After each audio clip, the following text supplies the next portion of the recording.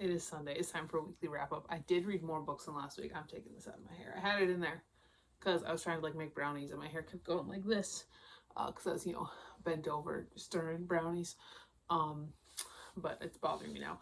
I did read more books than last week, which isn't hard. I read 5 this week. Is this 5? This is 5. I can count. So let's talk about it. The book wall is due for rebuilding soon. I've got stacks of books just scattered around my office. So I've got to rebuild that at some point. So that will be coming soon. And then I've got a different idea for killing the book wall. I realize I've said this 1,000 times and I realize it's never actually happened. But my new idea, there have been so many like TBR takedown videos, stuff like that. I'm like, I want to take down my TBR, but my TBR is not 300 books. If my TBR was 300 books, I could take it down. My TBR is 2,300 books. Like literally, it's 2,300 books. Like it's like 2,387 or something like that right now. So so I've got my books I've read this past week. I've got a vague TBR. And you know what? Maybe what I'm going to do right now, I'm going to also talk about the books I received in the past week. I'm going to put a book haul in here. What the hell? I'm going to go get what I've got. And also I'm going to talk about unhaul too. So I don't have anything on my unhaul stack, but some of these books I'm not going to keep that I just read. So book wrap up first. We're going to do wrap up, TBR, haul, unhaul. So the first book I read this past week, I did finish up my reread of Needful Things. Needful Things is one of my favorite Stephen King books. No, it's not my favorite.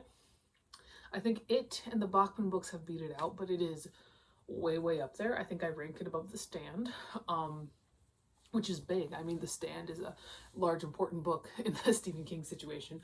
But Needful Things is a Castle Rock story. It does claim to be the last Castle Rock story, but we all know that Stephen King can give up Castle Rock just like I can give up buying books and making the book wall smaller.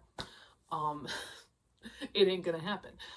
So this follows Castle Rock and the people within it when this new store comes to town. And in this store, they give you anything that you could ever want. And the price is very fair. It's generally whatever you have in your pockets and just a little favor, just a little prank. It's not gonna do any harm. It's just a little prank. And the buildup in this book is insane. By the time we get to the first couple of murders, it's glorious. It is absolutely glorious. I love Kingstown novels in general. Like I just do. I always love them. But this one is like, it's the best one. This is the best town novel. And because it's Castle Rock, we see like Ace Merrill and we see like Alan Pangborn. It's a very fun time. It's 5 out of 5 stars. It's wonderful. It's beautiful. After that, I read some sketchy manga. My last book haul, I hauled a whole lot of sketchy manga, a whole lot of sketchy like BL from like the 2000s. And so I read the first one today and it was better than expected. It is I Want to Be Naughty by Mai Sakuraga. That's an A at the end there. I'm gonna see if I can find an example of the art that isn't terrible. Here we go. Look at that. It is definitely older, but it's not as dramatic as some art styles that we see in older BL sometimes. Like it's like the hands are big, like that is a huge hand, but like the faces look like people, like they're vaguely human shaped. Basically this follows this kid, and this blonde kid. You can tell when there's a delinquent in an anime or manga because they're blonde. And he's a delinquent and he's always fighting the student council. But he does have this one place where he can go, and it's on top of the school roof, and it's a place where you can just kind of sit and think and calm down. And so there's this other guy who starts going up there, and he's fine because this guy is cool, but it turns out this guy's the president of the student council. Oh, and they're in love. This had the general consent issues that older BL and honestly newer BL seems to have a lot of the time. A lot of the times in BL, there will be a couple of panels of the younger, normally, or smaller character just saying no, stop doing this, and then it just kind of gets steamrolled, and that happens in here. So there's that. I will say it only happens once, not that that's an excuse, but it does only happen once. And this one really does also it's about half that story, and then it's half like little one-shots, which I wasn't a fan of because I could kind of get into these characters. I thought they were kind of interesting. I thought the dynamic was kind of interesting. It reminded me kind of Cast Heaven, but without all the rage and hate. I don't know. I think maybe the main characters kind of reminded me of Azusa. I gave it, what did I give it? I gave it 4.75 out of 5 stars. So like, is it sketchy? Yes, it's not that bad though. All right, then I read a book with a group of 5th graders. I read Along Came Spider by James Preller. I had a group read this last year too. But this is about this kid, and they're in 5th grade. He's in 5th grade, and he's got this neighbor who has kind of been his friend just because they're neighbors. But this kid is weird, and it's starting to affect Spider's, like, yes, Spider is not the weird one. The weird one is his normally named friend named Trey. It's starting to affect Spider's, like, status at school. So he's like, do I like keep friends with Spider? Because like he can be kind of fun, but he's also real weird, and he doesn't seem to get anything. And I could be friends with these people who are much less weird. And it's a whole conundrum that Spider goes through. And Spider's not actually really the main character, and that's something I talk about with my 5th graders too, because they're like, Spider is not the main character. The important one is Trey. And Trey is really who gets all the growth in this book. Spider doesn't get any growth. It's all Trey. Trey gets the growth. And it's not that Trey has to learn to be normal, it's that Trey has to learn to find people who will accept him for who he is, and that's not Spider. Like, it just isn't. So it's weird. It's a weird message. It's a weird book. James Preller is a pretty good children's middle grade author. I've read a different book by him. I read Bystander, which is also pretty good. He's pretty good about writing about tween boys bullying each other. I think I gave it 4 out of 5 stars. All right. Then I read myself a layman. I had a new layman in my life, and that is Night in the Lonesome October by Richard Layman. This one was interesting. So the thing about Night in the Lonesome October is it follows this guy named Ed, and he just got broken up with it, and he's very torn up about it. But what he ends up doing is he's like, you know, this is the kind of pain that only a 7-mile walk can heal. And as somebody who loves to walk, I feel that, Ed. Honestly, I do. And so he decides to walk to this 24-hour donut shop that is 7 miles away. And he's just like, all right, so he goes. And honestly, yeah, if I was walking 7 miles to get donuts, I would go get donuts every single night too, because that's what he does. After he makes this initial walk, things are really weird. And there's some interesting things, like there's this old lady on a bike who nearly runs him down, and things are a little bit suspicious. And he sees this girl, like, run into this house that he doesn't, that there are no, like, lights on or anything. And then he goes and he gets some donuts, and he meets this other girl there. And there's maybe kind of a budding relationship. And so much of this book is just people walking around. It's definitely not as fast-paced as Layman's other books. But what it is it is almost self-aware. Like, it is, like, this is very clearly one of Layman's later works. It was published in 2002. I don't know when the man died, but it cannot have been much after that. I'm pretty sure he died in the early 2000s. And this one is, it's funny. It's almost a parody of some of his earlier stuff. Like, at one point, Ed is, after all this just terrible shit's going down, Ed's like, where are all these people coming from? Like, why is this town so terrible at night? Like, what is going on here? And it's so funny as somebody who has read quite a bit of Layman's work. It's like, yeah, where are all these terrible people?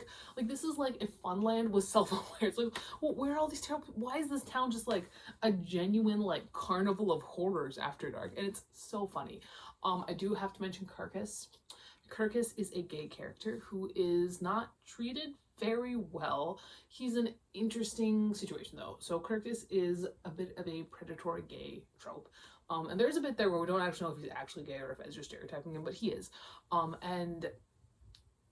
But how Layman handles him is with a bit more subtlety than you would expect from Mr. Layman.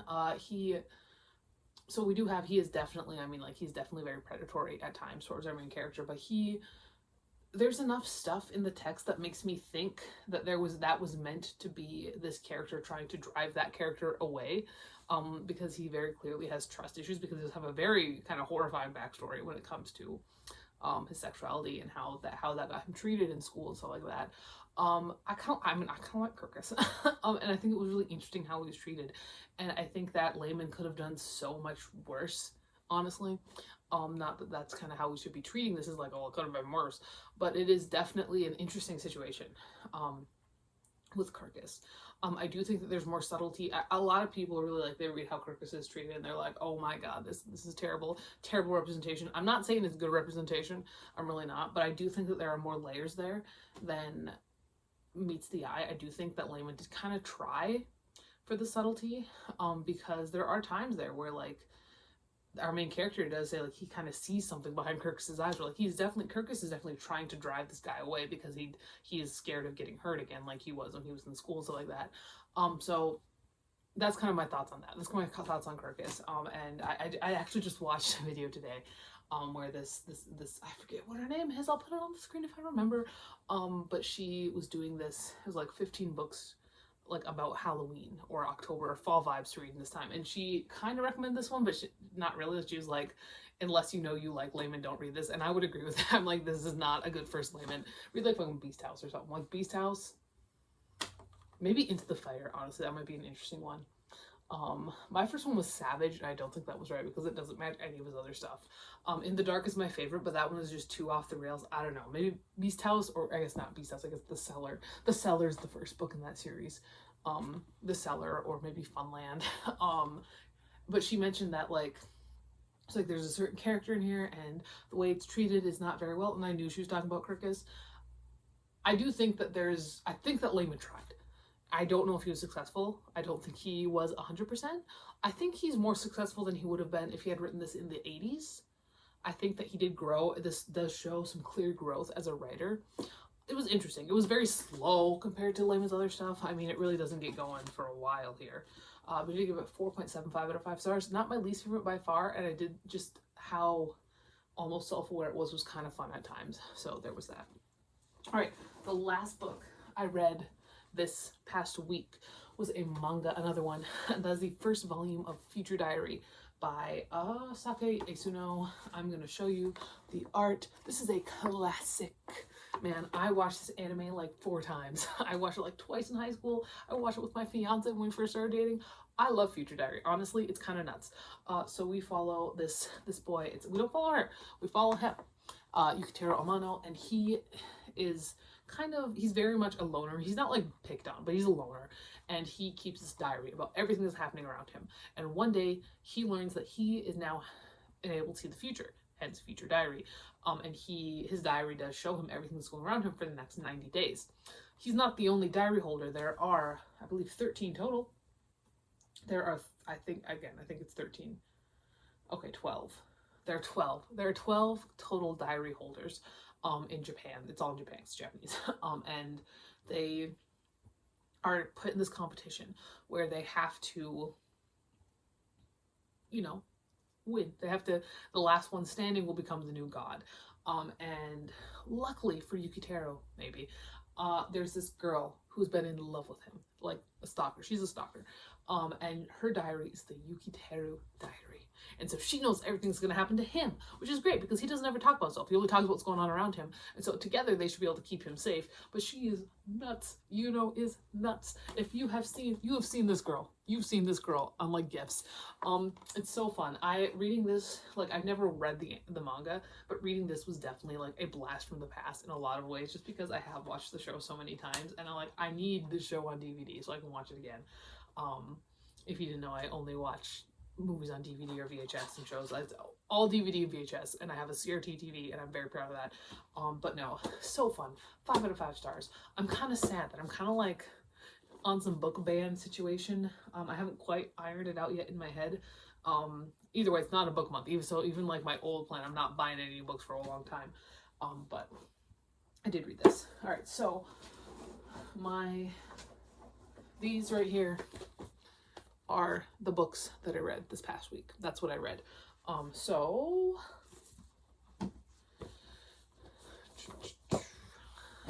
TBR plans. I'm currently almost done with Elantris. This is sticking out the side here because I'm at one of those chapters. It's like after one of the Harathins chapters. It's really short. This is technically a reread. I read it though when I was in high school, and I wasn't really a big fan of Sanderson, but I'm almost done. I'm really enjoying it. Sanderson's fucking great. We all know this. So I'm hoping to finish this today. That's my hope. I don't know if it's gonna happen, but I hope it does. I'm also still working my way through the Lair of the Eldritch Dark. Really what I'm doing is I'll read a short story now and then. It's a fun time. I do plan to read When I Am Through With You by Stephanie Coyne. I don't know how it's pronounced, and I say that I go through that whole list every time I hold up one of her books, and I really should just learn how it's pronounced, but I haven't. I need to. I read Delicate Monsters a couple of times. I really enjoyed it both times. She's really like dark, quiet, contemporary situation. Hope to finish this. I am also working on the Dictionary of Literary Terms and Literary Theory. Every so often I'll just read 25 pages. I have it all tabbed out. So I get to it. I read 25 pages. I feel good about myself and I feel smart. And then a Portrait of M and N by Tachibana Higuchi, Volume 1. Also planning on reading this one. So that is what I am currently reading, or my plans for like the near future. Hopefully, obviously, the idea is to read more than that this week. But if nothing else, I plan to keep on going with those 2 that I'm making my way through and read the other 3 in its entirety. This might be all the books I got in the past week, honestly. Because we're in the situation where we're coming down from a book month, so my stragglers are coming in, and I have more coming in this week, I know. So let's talk about it. I've got This Wonderful Season with You by Atsuko Yusen, which is from the creator of Dekoboku Sugar Days, which I haven't read, but I've heard a lot of good things about. BL, very cutesy. That is our art style. I don't really know what it's about, except for I believe we got a nerd, or a former baseball player. So there's that. We've got The Lamplighters by Emma Stonex, or Stoney? It's Stonex, that's an X. Yes, Stonex Emma. So this is New Year's Eve. It's New Year's Eve 1972 when a boat pulls up to the Maiden Rock Lighthouse with a relief for the keepers.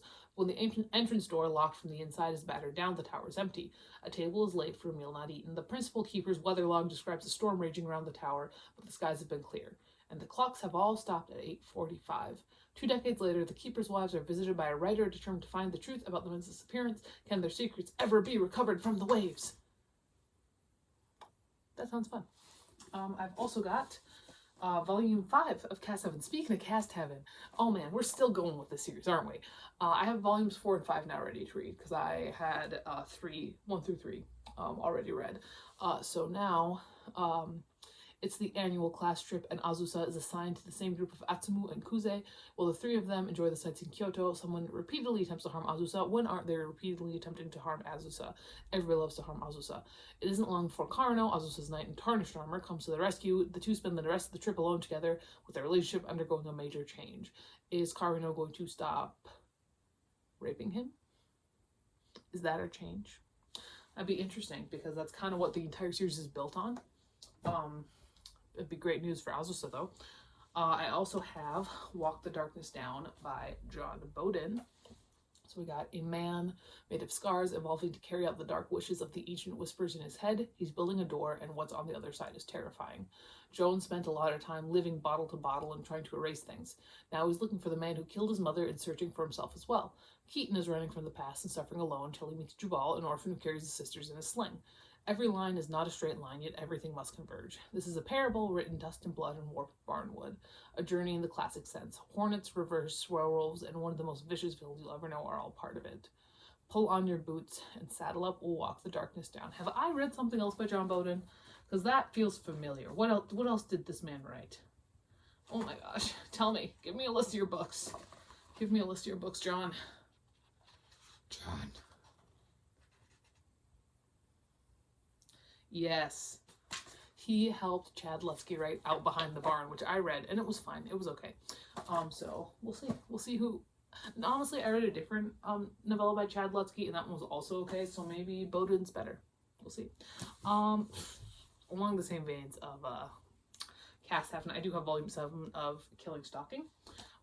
So Song-woo has Bum at his mercy, blindfolded and naked, but Bum isn't the only one who's feeling vulnerable. As Song-woo toys his captive lover, the story of his father's death is revealed, and the unsettling truth behind his relationship with his mother unfolds. So I'm sure that'll go swimmingly for them. I want to see if I can find an example of the art that's not, like, terrible. Here we go. Look at that. It's all on cover. It's very heavy. They're so heavy. I don't know why I'm getting these. I think it's just kind of for just like saying that I have it and saying that it's almost like a Corpse Party situation, except for I really dig the story of Corpse Party. And now I'm kind of in too deep on Killing Stalking to stop, because I've only got one more to collect. So there's that. Then I came out with a book, and I've got For My Country by me. This is a Tinan novella. It's a novella in the Tinan universe. It is called Tinan.5. and it follows Rico and Kai as they are training to be guards. So those of you that read Circus Wings and really liked them and then got sad, this is for you. Rico Chiffon has wanted to work in the palace since childhood, and with his general good physical status, he's probably going to get what he wants, guardship. But before he becomes a guard, he must train for it, and in his class is Kai, homeless, probably illiterate, and absolutely incapable of keeping his mouth shut. Rico doesn't necessarily like Kai, but he also doesn't like how some of the boys like Tavo Trevere treat him. And oh no, they're going to be friends, aren't they? Prequel to the Teen series, following Kai and Rico as they train to become the guards we meet in Circus Wings.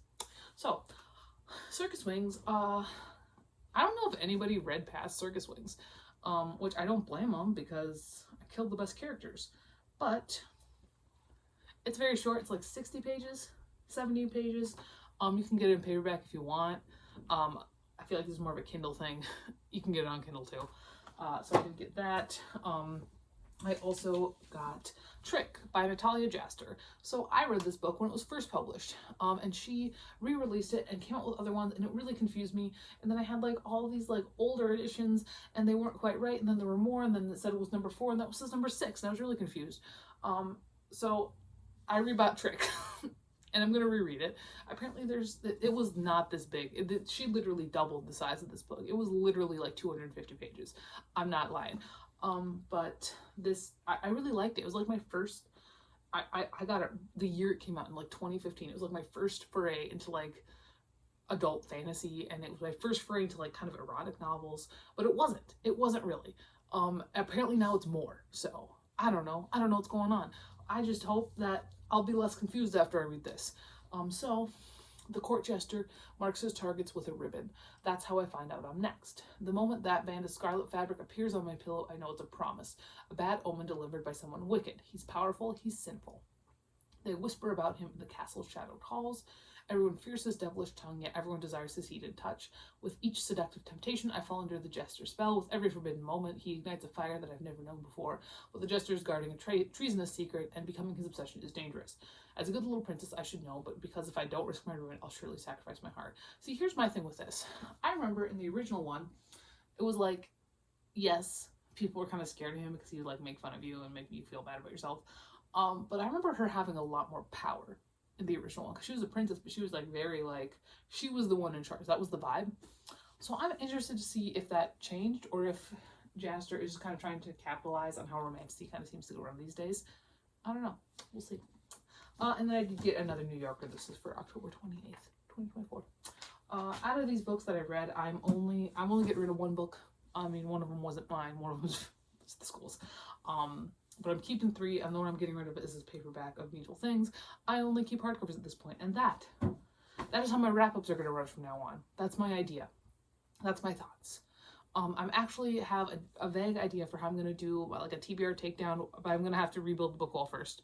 And that is not really something I want to do right now. I feel like that's something that's going to happen over Christmas break. It's on my to-do list for right now. But I don't think it's going to happen until Christmas break, honestly. And I kind of want to wait until all of my October stuff trickles in, like all the way. But my vague idea, this is my vague idea that I have right now. I'm not buying books. But I'm, I have these stacks, and they get taller because, the bigger ones are in the back. My thought is I start at the front, I take the first stack, I just take the whole stack. And I pick out any books that are sequels that are to books I haven't read, and then I read that stack. And that means I'm going to be reading a lot of paperbacks, a lot of mass market paperbacks right away. And this might start in 2025. This might start later. Sooner. I think I might start it, honestly. I think I might start it in 2025. Like a fresh slate kind of situation. I think that for the rest of 2024, I'm going to read kind of whatever I want. That's kind of what I've been doing. I started rereading Elantris, mostly because I was already 150 pages into it. And I was like, fuck that, yeah. And then 2025 comes around, and then I start that. But that does require me to have that book all rebuilt before 2025, which is the goal. Honestly, it's November 3rd. I should definitely be able to get that rebuilt. I do want to, again, though, I want to make sure I have all of my trickles from the October book month coming in. And that is that. Then maybe whenever I finish a stack, I can buy one book. I don't know. We'll see. I haven't ironed out the details yet. But that is everything. I'll talk to you later, and goodbye.